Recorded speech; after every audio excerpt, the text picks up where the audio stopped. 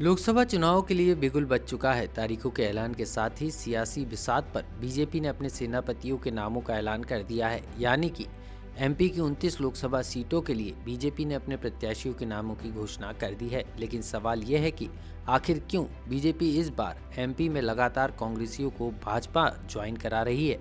ये सवाल इसलिए भी है क्योंकि 2023 के विधानसभा चुनाव में प्रचंड बहुमत से जीतने के बाद और मौजूदा स्थिति में 28 लोकसभा सीटों पर काबिज बीजेपी को इस चुनाव में ऐसी क्या चिंता या चुनौती है कि लोकसभा चुनाव के पहले ही बीजेपी ने न्यू ज्वाइनिंग कमेटी का न सिर्फ गठन किया बल्कि लगातार कांग्रेस छोड़कर बीजेपी में आने वाले कांग्रेस नेताओं और कार्यकर्ताओं को बीजेपी पलक पावड़े बिछाकर उनका स्वागत कर रही है। तो ये भी आपको बताते हैं। सवाल सिर्फ एक सीट का यानी कमलनाथ के गढ़ कहे जाने वाली छिंदवाड़ा लोकसभा सीट का नहीं है, बल्कि 2019 की तुलना में बीजेपी की इस बार 2023 के विधानसभा चुनाव के परिणामों के हिसाब से देखें तो 5 सीटें रेड जोन में आ गई हैं। सबसे पहले आपको बताते हैं वो कौन सी रेड जोन वाली सीटें हैं जिसे बीजेपी दोबारा फतह करने के लिए बीजेपी का ये ज्वाइनिंग प्लान तैयार किया है। बीजेपी के कांग्रेसियों को भाजपा ज्वाइन कराने के क्या मायने।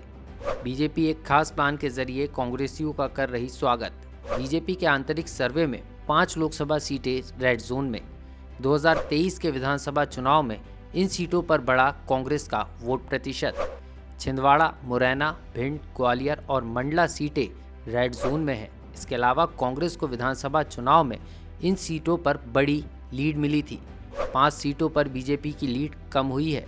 टीकमगढ़, बालाघाट, धार, खरगोन और रतलाम सीट पर बीजेपी की लीड कम हुई है। दल बदल के जरिए इन सीटों पर बढ़त बनाने की कोशिश में बीजेपी जुट गई है। यही कारण है कि 5 लोकसभा सीटें जिन पर कांग्रेस को लीड विधानसभा चुनाव में मिली है, यानी कांग्रेस विधानसभा चुनाव 2023 के चुनाव में इन लोकसभा सीटों पर आने वाली विधानसभा सीटों पर कांग्रेस ने जीती है।